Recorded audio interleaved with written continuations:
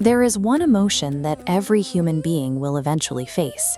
It starts as a quiet anxiety about our health, morphs into a worry about the future of our loved ones, and ultimately matures into the deepest dread of all, the paralyzing fear of death. Thousands of years ago, Indian sages offered a different approach to this dread. They instructed us not to run from this fear, nor to suppress it. Instead, they told us to stare directly into it, to meditate on it, and to surrender it entirely. To do this, they engineered a specific psychological tool. We know it today as the Maha Mrityunjaya Mantra, a chant first recorded in verse 7.59.12 of the Rig Veda. Tradition holds that this specific arrangement of syllables, given to us by Rishi Vashishta and dedicated to the fierce deity Rudra, acts as the great death-conquering mantra. But how exactly can a sequence of spoken syllables conquer something as absolute as death? To understand the mechanism behind the chant, we have to look at an ancient legend of defiance. According to Puranic lore, a young boy named Markandeya was born under a strict cosmic deadline. It was decreed that his life would end at the exact age of 16. When his 16th year arrived and Yama, the god of death, came to claim him, Markandeya did not cower. Instead, he anchored himself in absolute, unshakable devotion, physically wrapping his arms around a stone Shiva lingam. In response to this absolute surrender, the myth states that Shiva himself manifested in his fearsome Kalantaka form, the conqueror of time, to shield the boy, granting him an ageless existence. Markandeya's physical survival in the myth is a byproduct of his mental state. By clinging to the eternal, he became untouchable by the temporary. This shift from fearing the end of the body to identifying with the timeless is the core mechanism of the mantra.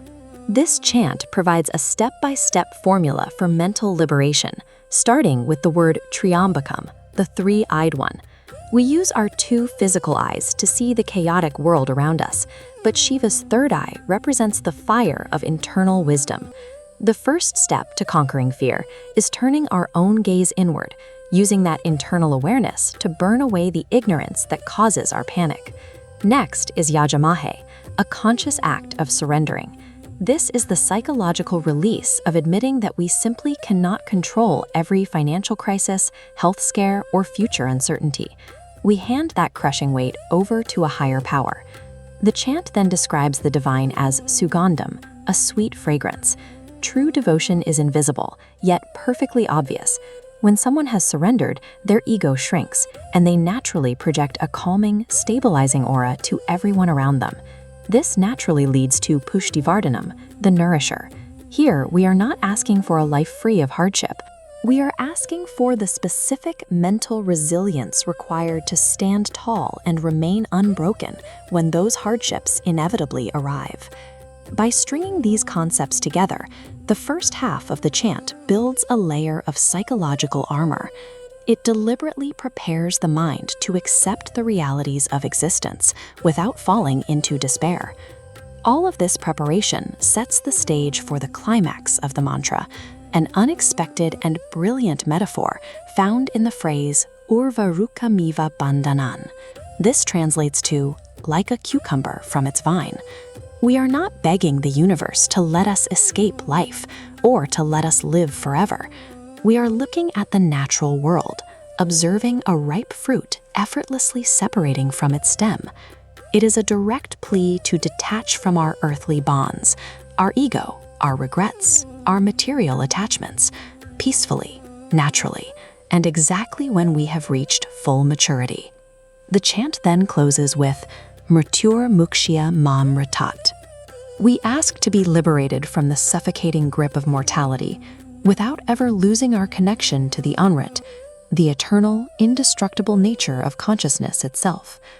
Our physical bodies are guaranteed to fade, but by recognizing that our core consciousness remains untouched by this decay, we achieve true invincibility of the mind.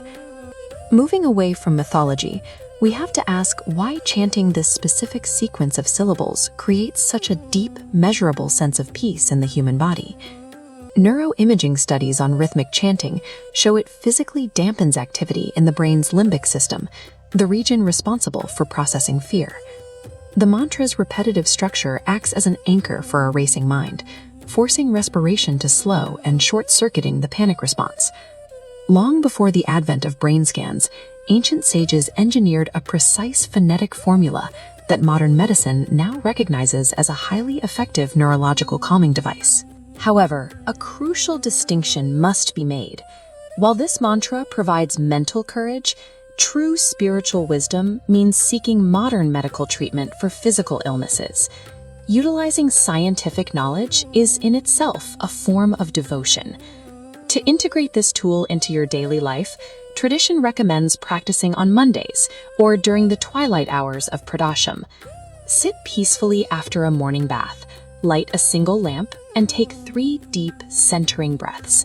You can chant the mantra 108 times, but remember, the exact number of repetitions means absolutely nothing if it isn't paired with genuine, absolute humility and a willingness to surrender your burdens. Eventually, every one of us will face the end of our physical vine, but by practicing this ancient defiance, we ensure that when the time comes, we detach not with terror, but with the quiet, fearless peace of falling back into the divine.